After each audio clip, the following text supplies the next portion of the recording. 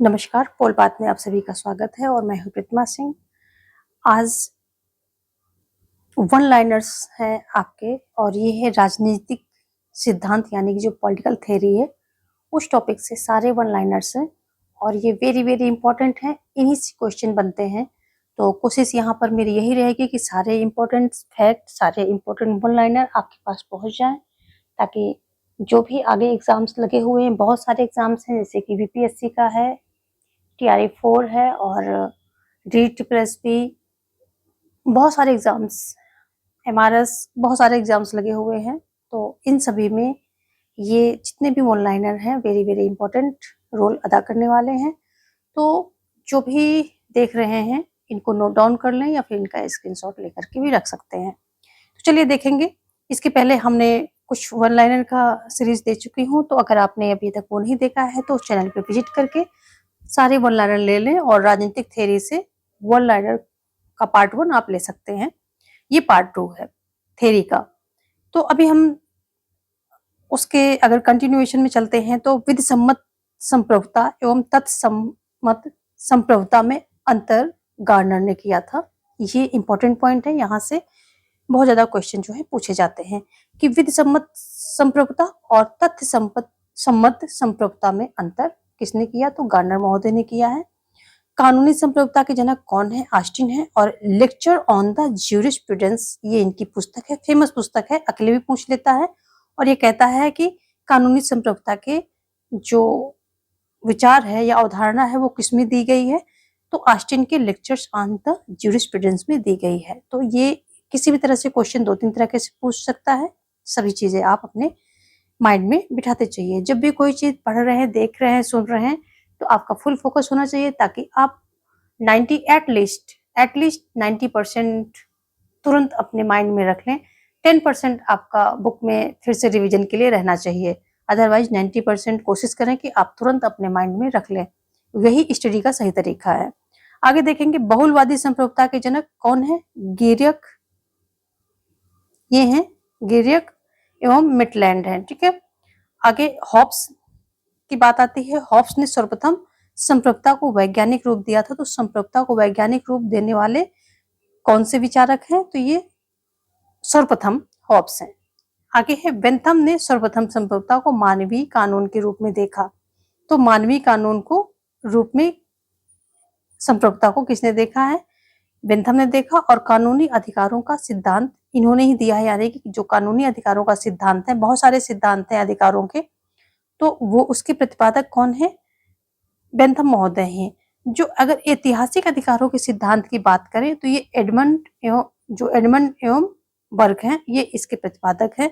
और आदर्शवादी या फिर इसको नैतिक अधिकार भी बोलते हैं, इसके आदर्शवादी अधिकारों के सिद्धांत के प्रतिपादक कौन है, तो ये कांट महोदय हैं। समाज कल्याण अधिकारों का सिद्धांत, ये इसके प्रतिपादक कौन है, लास्की हैं। और किसमें इनका ये अवधारणा मिलती है, तो ग्रामर ऑफ पॉलिटिक्स, ये इनकी फेमस पुस्तक है और इसी में इसकी लास्की के समाज कल्याण संबंधी विचार या अवधारणा ये सब मिलता है। नेक्स्ट है मानव अधिकारों का सिद्धांत। ये 10 दिसंबर 1949 को संयुक्त राष्ट्र चार्टर में जो है शामिल किया गया था और इसीलिए 10 दिसंबर को मानवाधिकार दिवस मनाया जाता है। ये भी ध्यान रखेंगे कि मानवाधिकार दिवस कब मनाया जाता है, 10 दिसंबर को मनाया जाता है, क्योंकि ये जो मानवाधिकार सिद्धांत है ये 10 दिसंबर 1949 को संयुक्त राष्ट्र चार्टर में शामिल किया गया था। ये क्वेश्चन बहुत आता है कि एमनेस्टी इंटरनेशनल का गठन कब किया गया, तो ये 1961 में किया गया था और ये भी मानवाधिकारों से संबंधित जो मामले हैं उनकी डील करती है।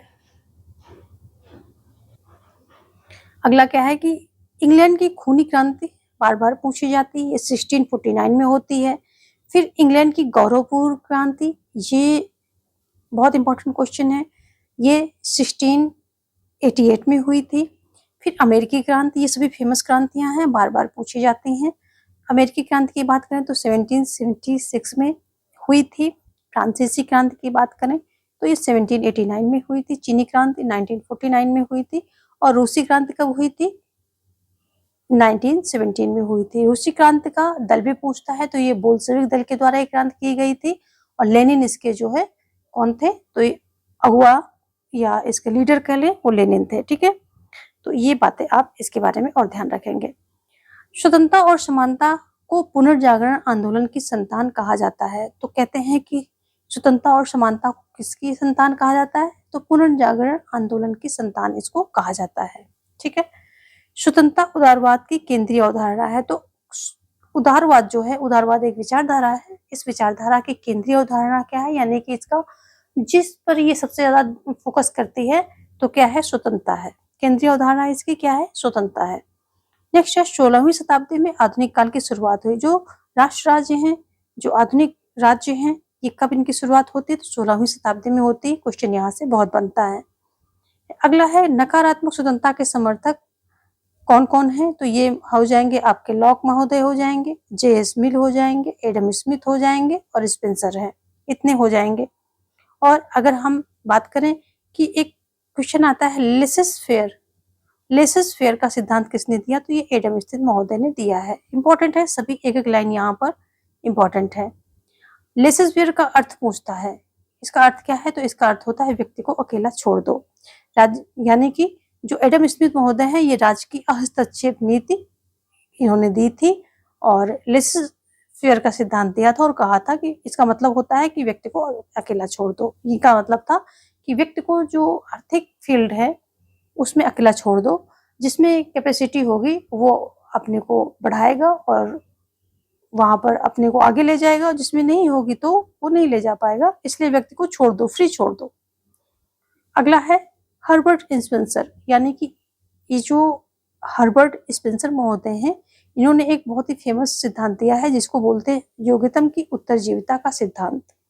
ठीक है, मैन वर्सेस स्टेट, ये इनकी फेमस पुस्तक है, इसी में इन्होंने दिया है। और एडम स्मिथ की पुस्तक बहुत ही फेमस है, वो आप हमें बताएंगे कि एडम स्मिथ की फेमस पुस्तक का नाम क्या है।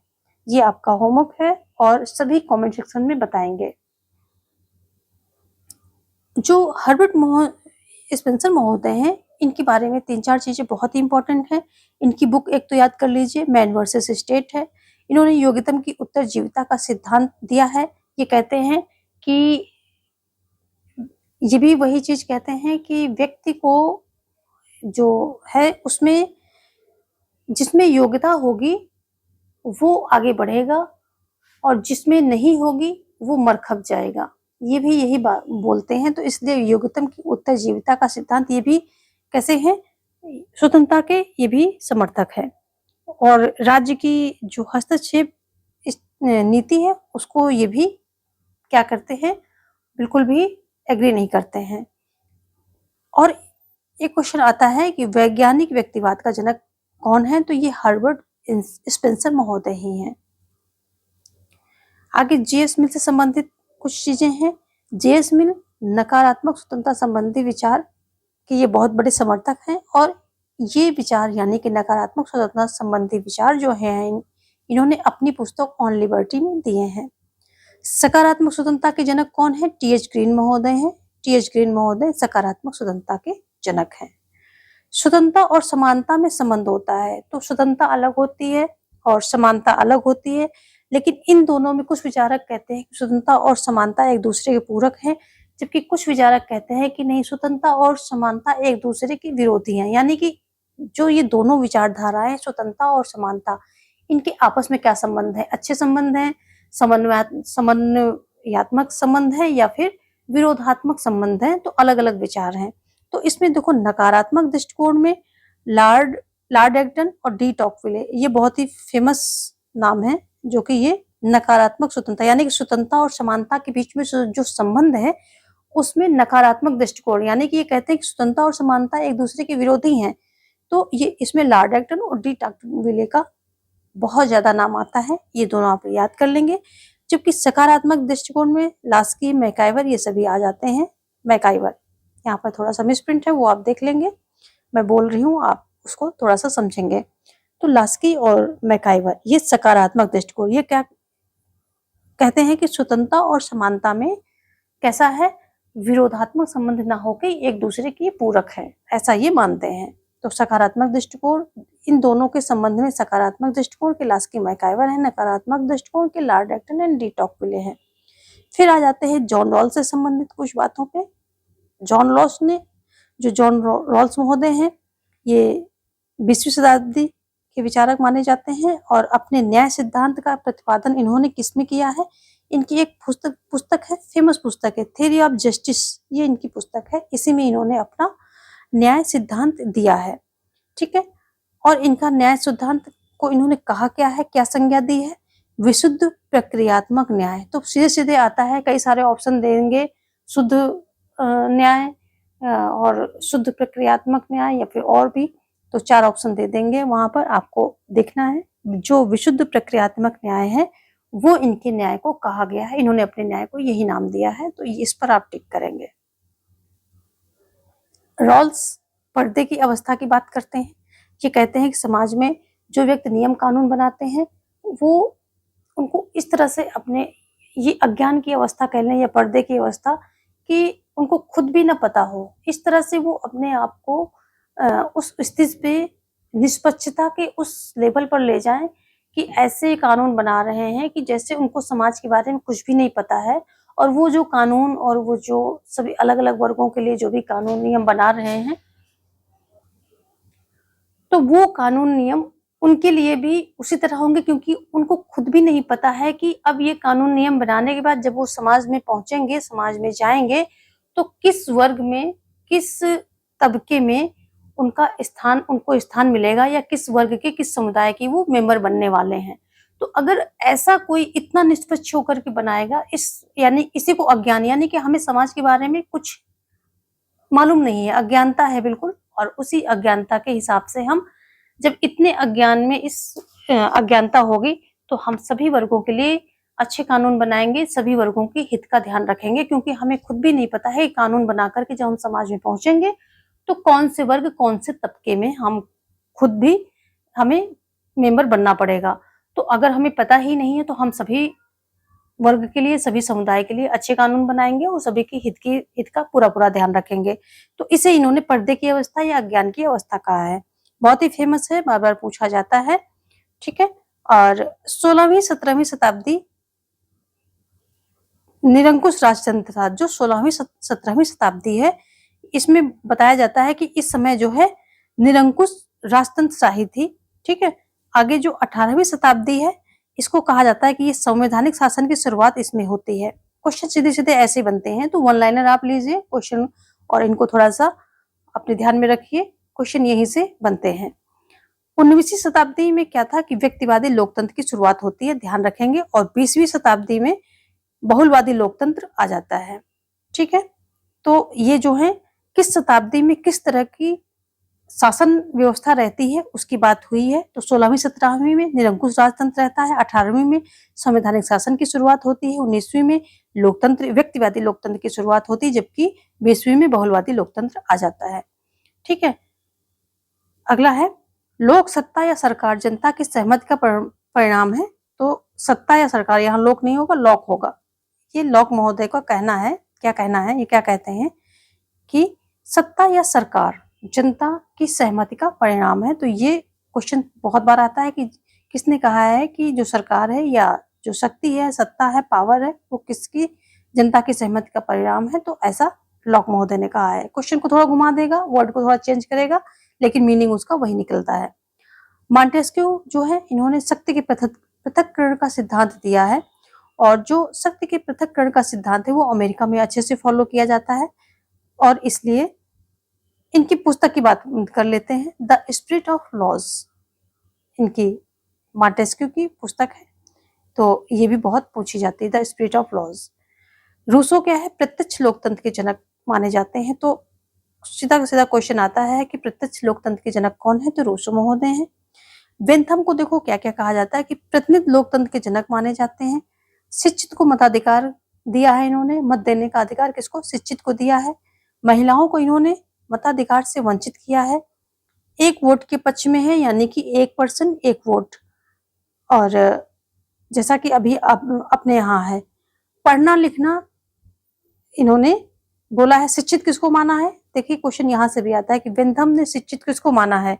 तो वेंथम ने शिक्षित माना है जिसको पढ़ना और लिखना आए, जबकि जो इनके शिष्य मिल थे उन्होंने शिक्षित उसको माना है जिसको पढ़ना लिखना और गिनना आए। तो इसमें इनके दो चीजें हैं, पढ़ना लिखना, और मिल में गिनना भी आ जाता है।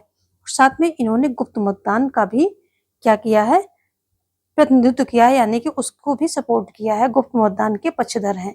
तो ये सारी चीजें बार बार रिपीटेडली एग्जाम में आती हैं।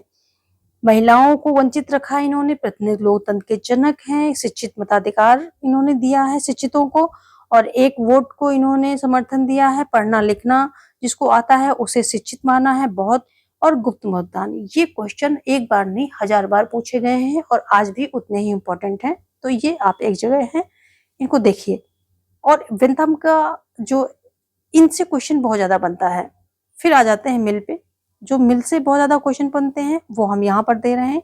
ये क्या कहते हैं मिल महोदय, इन्होंने आनुपातिक प्रतिनिधित्व प्रणाली का प्रतिपादन किया है। देख लीजिए, सीधा सीधा क्वेश्चन 1000 बार पूछा जाता है। फिर महिलाओं को इन्होंने मताधिकार दिया है, तो ये जो मिल महोदय हैं इन्होंने महिलाओं को मताधिकार दिया है।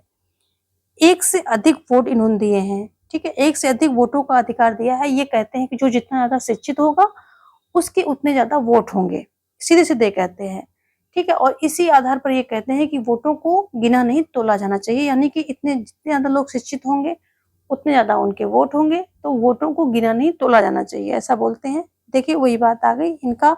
शिक्षित इन्होंने किसको माना है, शिक्षित माना है जो पढ़ना जाने लिखना जाने और साथ में गिनना भी जाने। तो पढ़ना लिखना और गिनना, ये मिल के बारे में बहुत ही इंपॉर्टेंट फैक्ट है। इनका स्क्रीनशॉट लग करके एक पीडीएफ बना लीजिए, और यदि आप नोट डाउन करेंगे तो आपका फिक्सेशन ज्यादा होगा, तो आप नोट डाउन भी कर सकते हैं, वो तो सबसे अच्छा ऑप्शन है।